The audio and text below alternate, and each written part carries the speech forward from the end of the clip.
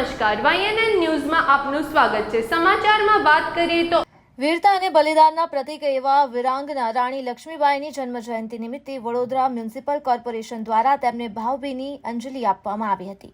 શહેરના સુભાનપુરા ઝાંસી રાણી સર્કલ ખાતે આયોજિત ગૌરવવંદન કાર્યક્રમમાં મેયર પિંકીબેન સોની, ડેપ્યુટી કમિશનર સુરેશ તુવેર, કોંગ્રેસના વિરોધ પક્ષના નેતા ચંદ્રકાંત શ્રીવત્સવ, પદાધિકારીઓ, કોર્પોરેટર શ્રીરંગ આયરે, પૂર્વ કોર્પોરેટર રાજેશભાઈ આયરે, કાઉન્સિલર સંગીતાબેન ચોકસી, કાઉન્સિલર મહાલક્ષ્મીબેન સેઢિયાર તેમજ સ્કૂલના બાળકો અને મોટી સંખ્યામાં શહેરીજનો ઉપસ્થિત રહ્યા હતા। રાણી લક્ષ્મીબાઈને પુષ્પાંજલિ અર્પણ કરી હતી। રિપોર્ટર રાહુલ રાજપૂત।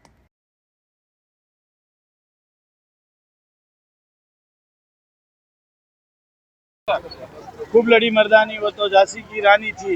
એવી જ રીતે આજના દિવસે જ્યારે વિરાંગના રાણી લક્ષ્મીબાઈનો જ્યારે જન્મદિવસ હોય, ઝાંસી રાણી સર્કલ ખાતે દર વખતની જેમ વડોદરા મહાનગરપાલિકા તેમજ સાયનાથ એજ્યુકેશન ચેરિટેબલ ટ્રસ્ટના અમારા તમામ જે રાણી લક્ષ્મીબાઈ મહિલા મંડળ છે તેમના દ્વારા પુષ્પાંજલિનો કાર્યક્રમ રાખવામાં આવે છે। એવી જ રીતે વડોદરા શહેરના મેયરશ્રી સાથે અમારા ઓપોઝિશનના એવા અમારા સાથી કાઉન્સિલર એવા ભથ્થુભાઈ જે વિરોધ પક્ષના નેતા છે, તમામ જે વડોદરાના મહાનગરના મ્યુનિસિપલ કાઉન્સિલર છે, તમામના માધ્યમથી આજના દિવસે પૂર્વ કાઉન્સિલર આ મૂર્તિ જેમને અહીંયા વિરાજમાન કરી અને જેનું દેખરેખ કરતા હોય એવા મારા પિતા એવા રાજેશભાઈ આયરે, તેમના થકી આ મૂર્તિ 19 તારીખ 2013માં આ મૂર્તિનું અહીંયા સ્થાપન કરવામાં આવ્યું હતું અને આવી જ રીતે ત્યારથી લઈને આજ સુધી રાણી લક્ષ્મીબાઈની અહીંયા પુષ્પાંજલિ કરવામાં આવે છે। અમારી જે આજુબાજુની શાળાઓ છે, CS વિદ્યાલય અને ઉત્તર વિદ્યાલય, આ તમામ શાળાઓ અહીંયા આવે છે અને પુષ્પાંજલિ કરતા હોઈએ છીએ। ત્યારે રાણી લક્ષ્મીબાઈએ જે મેસેજ આપ્યો છે કે ફિરંગીઓની સામે એકલા હાથે જ્યારે લડતા હોય ને માનનીય પ્રધાનમંત્રીશ્રીનો પણ એક જ મેસેજ હોય કે સ્ત્રી સશક્તિકરણને મહત્વ આપવું અને એવી જ રીતે આજે જ્યારે મહિલાઓને પણ 50% જ્યાં અનામત મળતી હોય અને તેનો માત્ર ને માત્ર એક જ પ્રેરણા સ્ત્રોત છે, ત્યારે રાણી લક્ષ્મીબાઈ કે જેને 300 ફિરંગીઓને એકલા હાથે હરાવ્યા અને આજે એમની આજે જન્મદિવસ છે તો તેમને આજના દિવસે ફુલાર કરી પુષ્પાંજલિનો કાર્યક્રમ રાખવામાં આવ્યો। खूब लड़ी मर्दानी वो तो झांसी वाली रानी थी। તમે જાણો છો કે મુર્દો में भी जान डाल दे वो झांसी रानी थी। સમગ્ર દેશભરની અંદર 19 નવેમ્બર 1828 આ દિવસ ક્યારે પણ આપણે ભૂલી નહીં શકીએ। આજે આપણે જે પણ છે અને જ્યારે મહિલા સશક્તિની વાત આવે ત્યારે ઝાંસી રાણીને ક્યારે પણ ભૂલા નહીં। વિરાંગના ઝાંસી રાણીના આજે જન્મદિવસ નિમિત્તે સમગ્ર વડોદરા શહેરવાસીઓને કોટી કોટી વંદન, સાથે સાથે એમના જન્મદિવસ નિમિત્તે સમગ્ર સ્વતંત્ર વીરોને પણ વંદન।